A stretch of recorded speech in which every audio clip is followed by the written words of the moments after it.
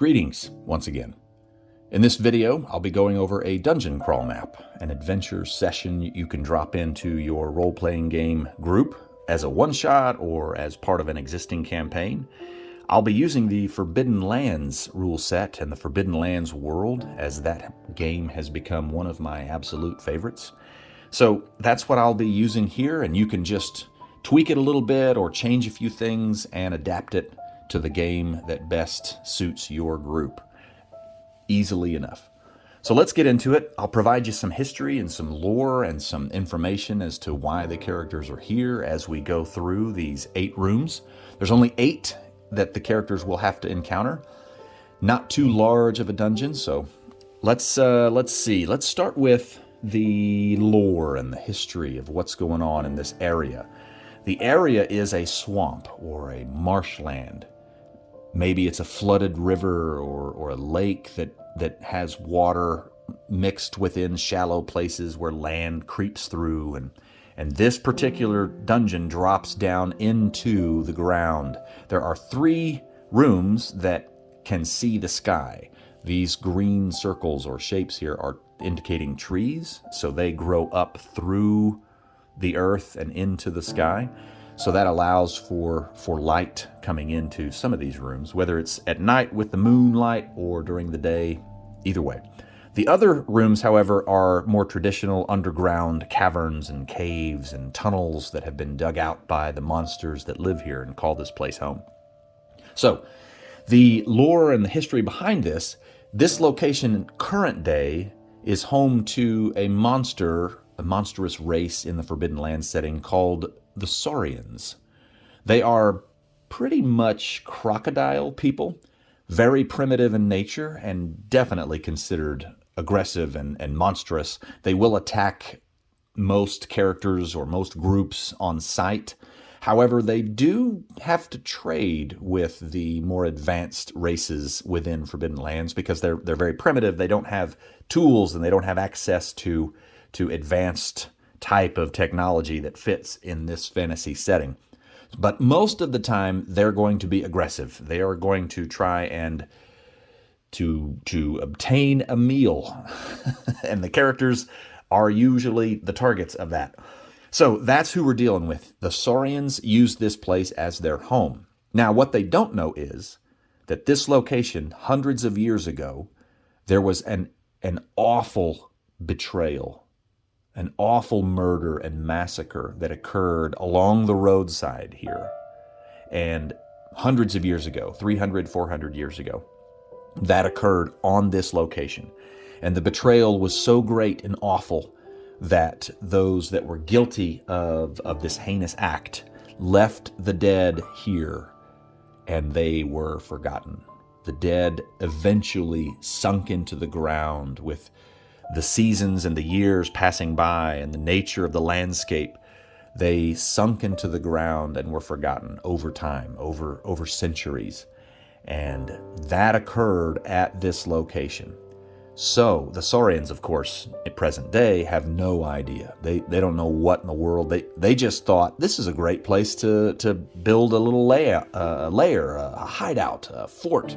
And so that's what they've done. However, unfortunate events in the past are now coming to light in the present. So we'll get more to the betrayal and what occurred here as we go through the rooms. So the current leader of this tribe of Saurians is a female named Guaku. She is definitely the biggest and the strongest. Her mate died recently, and he was the leader. They led together this tribe. However, he has been killed, and now she is the leader. And there are maybe 25 to 30 total Saurians that might call this place home. However, not all of them are going to be here at any given time when the PCs come into this area. Now, the reason the characters will come to this particular lair, this hideout, this residence of the Saurians, is because they are contacted by a half-elf named, where did I put his name? Cameron. A half-elf named Cameron. He's an elderly fellow, and he tells the player characters that he has recently been somehow haunted or selected. He's being haunted by a spirit. An undead spirit will not leave him alone. A ghost is just constantly messing with him and trying to lead him to this area. Now, the spirit is unable to communicate with Cameron. The spirit looks to be half-elf also, but is not able to communicate verbally. It seems like the spirit is trying to lead Cameron out to this location. And Cameron tells the characters, yeah, one time I followed it. I thought maybe it would leave me alone if I followed it out into the wild. And I followed it out to this area and realized it wanted me to go down into this Saurian's lair. And I don't want to do that. So he left. He did not do that, and that didn't work. So the spirit is still haunting him. And the half-elf Cameron hires the PCs to finally, okay, let's go down there and check it out. I need to get someone to guard my life if we go down into this area where Saurians may be. So that's why the characters get hooked into this. And there might be rumors of treasure that the Saurians have here. Typically they don't keep treasure, but maybe there's a false rumor about what they built their hideout on. Maybe there's rumors that they built it on an old stronghold, and that now that the floods in the area have caused things to unearth, there are treasures within that normally wouldn't be there in a Saurian hideout. Either way, lure the characters in with a couple of rumors, whether they be true or false, doesn't really matter. The lore of this and the history of this will come to light as the characters engage with everything within. So let's just start up here at room number 1. This is in a swamp or a marshland, and it has algae everywhere, and these trees in room number 1 grow up through the roof, and you can see roots and vines and mud all along the walls. The flooring is muddy, and this area is definitely an entrance or guardian room. There are Saurian guards here on the ready and on the lookout. They will, very unlikely, unless the characters are very stealthy, they won't be surprised easily. So they'll be ready for anyone coming in through here. The Saurians they don't have a problem walking around in the mud and then maybe the standing water, but the characters might have a little bit of an issue with that. So bear that in mind. Now, the number of Saurians I don't necessarily have pegged. It depends on the size of your party. Make it an entrance, room, guardian, early combat scenario for your characters, okay? And this room has 3 hallways leading out, and this can be a very long hallway. It doesn't have to be to scale here. Allow some space and some distance to happen between the different rooms. But let's go to room 2. Room 2 has very muddy hallway leading out. There are stones and pieces of wood, maybe logs that have been dropped on the floor to help with walking, help with traversing this hallway. However, the characters will notice that the mud here is untouched. No one has been down this hall in a long time. Okay, the others you can see tracks easily because of the mud. This one, however, has none.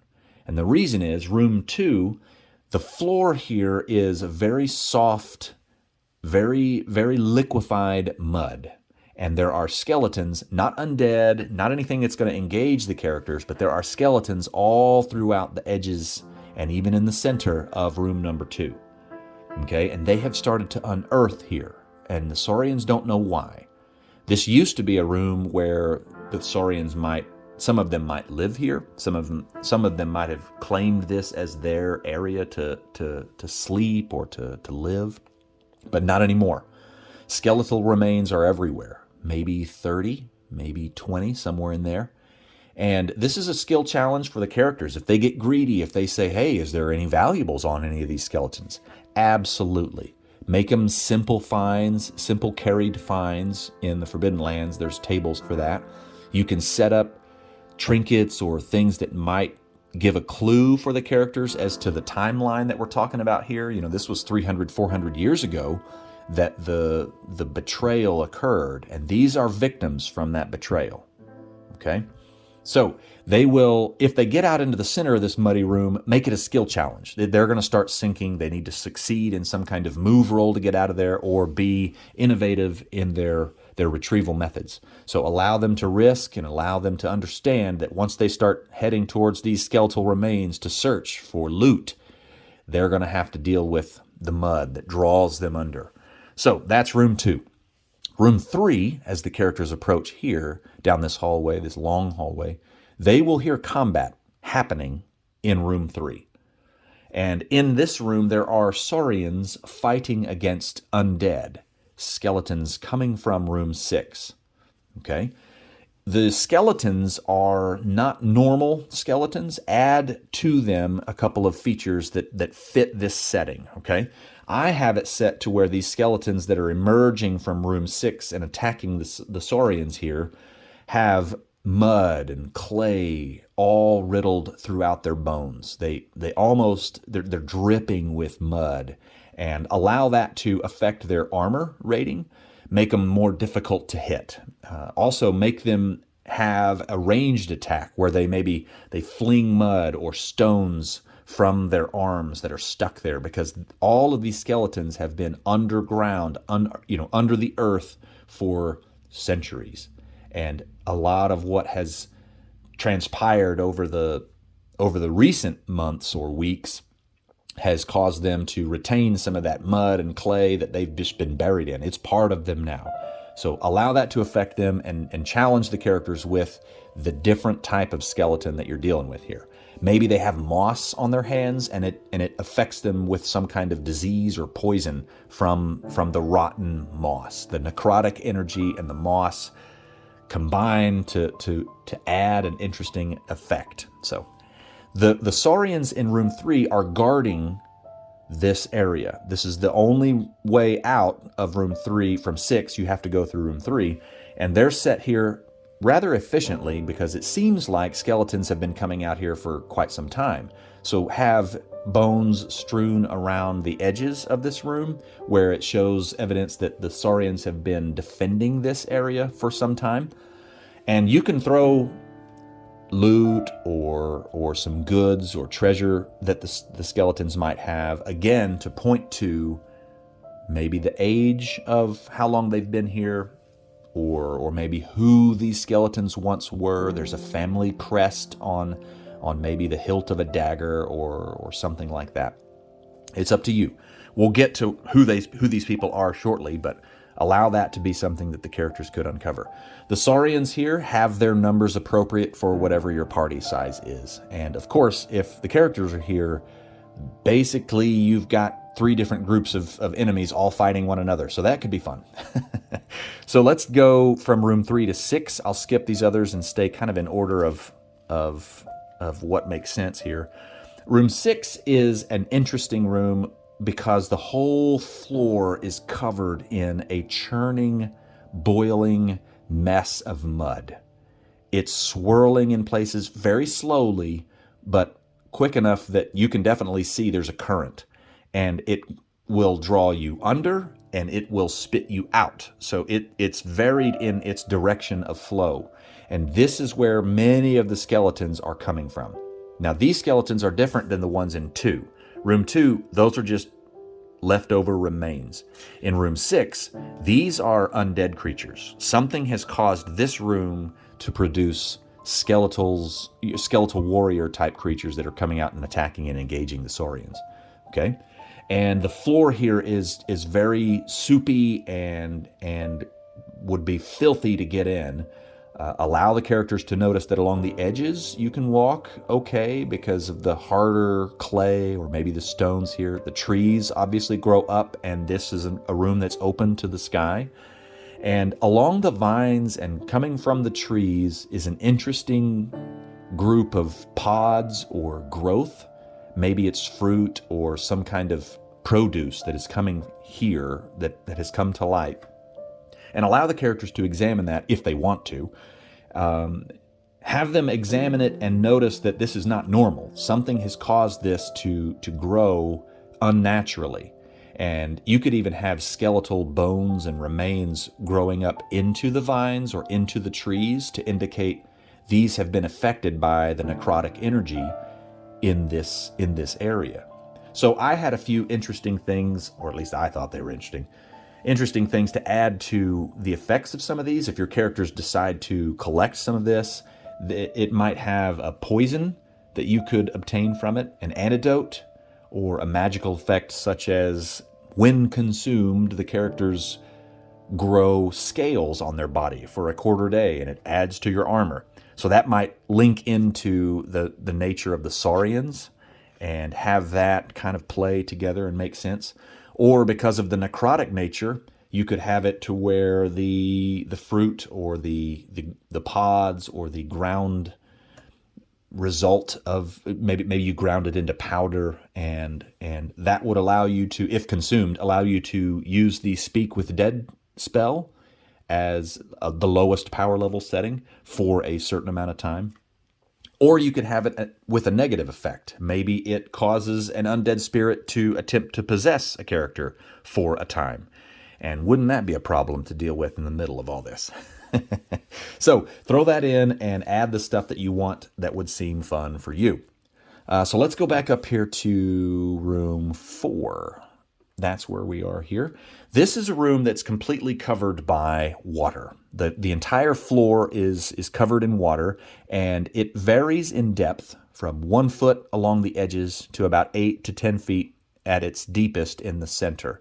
Now, this is a room that would be lit maybe by torches or some kind of primitive light source along the walls, because there are cubbies that are dug into certain areas where the Saurians have stored things, okay? There are vines that grow down in here, but mostly that's just to provide cover for the monsters that are in this room. The Saurians train crocodiles to be guard animals, guard monsters, basically guard crocodiles, and this is their area. They stay in here, and usually they hide within a concealed area here, and they will definitely engage the PCs and attempt to ambush or sneak attack them. So it's up to you how to role play the stealth section here, but definitely the characters will not be able to see into the water because it's covered in algae. It's just covered. Maybe there'd be a path where you could see people walking through the algae. That might be fun. But the crocodiles, various number, whatever number fits for your table, they'll be hidden along these edges and make it a challenging ambush-styled attack. Okay? There are a few things that the characters might find of use along the wall. Let's see. In Forbidden Lands, there was mention of breadroot, which is a common food for a marshland terrain. So that might be here. That would be something that the Saurians would use as a consumable. There's also various tools that they might use in training crocodiles or potentially hunting. Maybe there's some tridents or metal is definitely a valuable object to the Saurians. So have that along the walls in here as you see fit. So room 5, let's go on over to 5 here. Again, 5 is led, you can access 5 from this hallway coming out of room 1. And there's plenty of tracks that lead to room 5. This is a high traffic area. And room 5 is another one that opens up to the sky. And this is the main living space for all of our monsters. Okay? It houses the general population. There could be different little sections set up all along the walls, under the trees, definitely muddy and definitely just a filthy area, but the Saurians don't care about that whatsoever. The Saurians that are in here aren't paying attention to any danger that may come this way. They assume that the guards in room 1 and the guards in room 3 are handling it. Everyone in here is having a conversation about how unhappy they are about this location now. They're saying in their own language, so it'd be difficult for the characters to understand exactly what's going on, but they're saying that they need to move. They need to get out of here. Their leader, Guaku, is not doing a good job anymore, and it's time to move. They're unhappy about the threats from the undead. They talk about whatever their beliefs would be about curses and that sort of thing, and they're ready to get out of here. We can survive better somewhere else. Let's go. That's the gist of their conversation. Now, the characters may be able to glean some of that from their body language and from their anger and from their animations, but it is very unlikely that they will speak the language of the Saurians here. But that's what's taking place in room 5. Now, not all of these are warriors. However, they would be difficult to fight all of them at once, that's for certain. But this is definitely not a combat encounter, or at least it's not in my design. I don't have the characters and I don't want the characters coming in here trying to take on the entire group of Saurians at this location. So this is more of an potential information gathering room for them to see. So play it how you like, however. Let's go to, we've already covered room 6, so 4, 5, 6, and then 7. This is the one towards the bottom here. 7 is the room where Guaku resides. This is her chamber, okay? And Guaku is a massive, massive Saurian. She is definitely the biggest and the strongest. I used the general stats out of the Forbidden Lands Game Master's Guide for all of the others. However, hers, I've added some strength, I've added some armor, and definitely she's better with her melee skill and her improved trident. And along with her in this room are her crocodiles. She's got a handful of them. This, if the characters engage her in combat, this is the big fight at the end, so to speak, of the adventure. And so this would be the tough one. So crocodiles could be hidden along the walls here. This is a muddy terrain, muddy floor. There might be standing water in corners and whatnot. But either way, this is Guaku's chambers. And the reason that a lot of this has been happening is because the skeletons and the undead that are resurfacing from these muddy areas, the spirits here are restless and they want resolve to this great betrayal that occurred hundreds of years ago. And Guaku has currently been possessed by 2 opposing spirits. One of the spirits is a half-elf female named Mintha. She wants to find peace. She was one of the victims of this betrayal. Now, the other spirit that is possessing Guaku is one of the assassins that was killed in this combat all those years ago. I do not have a name for the assassin. However, the assassin is also trying to possess Guaku, and those competing spirits within Guaku are causing her to absolutely lose her mind. She doesn't understand what's going on. She doesn't understand why this is taking place, but that is what's happening. So let's go back to our half-elf that hired us to get here. The restless spirit that has been beckoning him to this location, his name is Drandon. I have him as the husband of Mintha. And Drandon senses Mintha calling to him. And somehow he was in a village nearby, he was roaming and lost, and now he wants to come home and find resolve and end his restless state. So that's the kicker on what Mintha and Drandon are after. Now Mintha can speak.